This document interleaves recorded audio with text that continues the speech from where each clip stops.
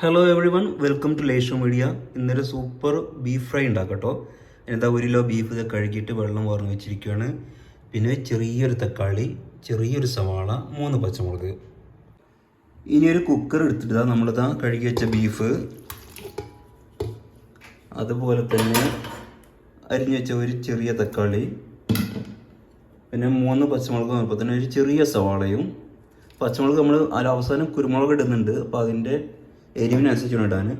പിന്നെ മസാല വളരെ കുറച്ച് മാത്രം, 1/2 ടീസ്പൂൺ മുളക് പൊടി, 1/2 ടീസ്പൂൺ മഞ്ഞൾപ്പൊടി, 1 ടീസ്പൂൺ മല്ലിപ്പൊടി, ഇത്ര ഇടേണ്ടാവുള്ളൂ. ഇതും കൂടി ഇട്ടിട്ട് നമ്മൾ നന്നായിട്ട് കുഴച്ചെടുക്കുകയാണ്. നമ്മൾ കുറച്ച് വെളിച്ചെണ്ണ ഒഴിച്ച് അതുപോലെ 1 സ്പൂണ് ഉലുവ ഇട്ടിട്ടോ. എന്നിട്ട് നന്നായിട്ട് കുഴച്ചിട്ട് ഒരു 3-4 വിസിൽ, നമ്മുടെ ബീഫിൻ്റെ വേവിനനുസരിച്ചിട്ട് 3-4 വിസിൽ വെള്ളം ചേർക്കാതെ വേവിച്ച് എടുക്കുകയാണ്. അപ്പോൾ നമ്മൾ 4 വിസിലടിച്ചു. ബീഫ് ഏകദേശം വന്നിട്ടുണ്ട്. ലൈറ്റായിട്ട് കുറച്ച് വെള്ളം വന്നിട്ടുണ്ട്.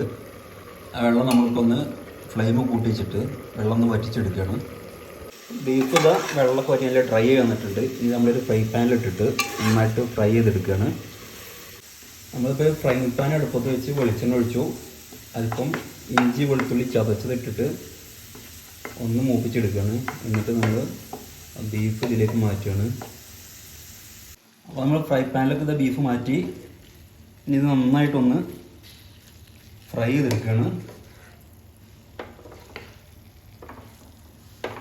അല്പം ഫ്രൈ ആയി വരുമ്പോൾ അല്പം കുരുമുളക് പൊടിയും അതുപോലെ തന്നെ ജീരകപ്പൊടി ഇടുകയാണ്, വലിയ ജീരകത്തിൻ്റെ പൊടി. അത് കുറച്ച് കഴിഞ്ഞിട്ട് ഫ്രൈ ആയി വരുമ്പോൾ അതാ 1 സ്പൂണ് കുരുമുളക് പൊടി ഇട്ട് കൊടുത്തിട്ടുണ്ട്. ഇപ്പോൾ നന്നായിട്ടൊന്ന് ഇളക്കിയെടുക്കുകയാണ്. മസാലകളിൽ അവസാനമായിട്ട് നമ്മൾ അല്പം ജീരകം പൊടിച്ചിടുകയാണ്. ഒന്നാകെ പൊടിയാവണ്ട, ഒന്നിങ്ങനെ ക്രഷായി മതി. അതുകൂടെ ഇട്ടിട്ട് അല്പം കറിവേപ്പിലയും അതുപോലെ തന്നെ മല്ലിയില വേണമെങ്കിൽ മല്ലിയില ഇട്ടിട്ട് നമുക്ക് വേറെ പാത്രത്തിലേക്ക് മാറ്റിയെടുക്കാം. അപ്പോൾ ചങ്കുകളെ, നമ്മുടെ ചാനൽ ഒന്ന് സബ്സ്ക്രൈബ് ചെയ്ത് സപ്പോർട്ട് ചെയ്യണേ. ആദ്യമായിട്ടാണ് എൻ്റെ വീഡിയോസ് കാണുന്നതെങ്കിൽ ഒന്ന് സബ്സ്ക്രൈബ് ചെയ്തിട്ട് ബെല്ലൈക്കണൊക്കെ ഒന്ന് പ്രസ് ചെയ്ത് വെക്കണേ.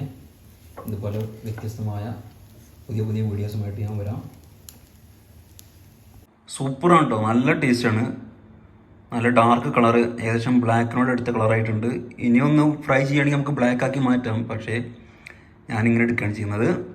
സൂപ്പർ ടേസ്റ്റാണ്. ഉള്ളിൽ നല്ല സോഫ്റ്റാണ് കേട്ടോ, നല്ല സോഫ്റ്റാണ്.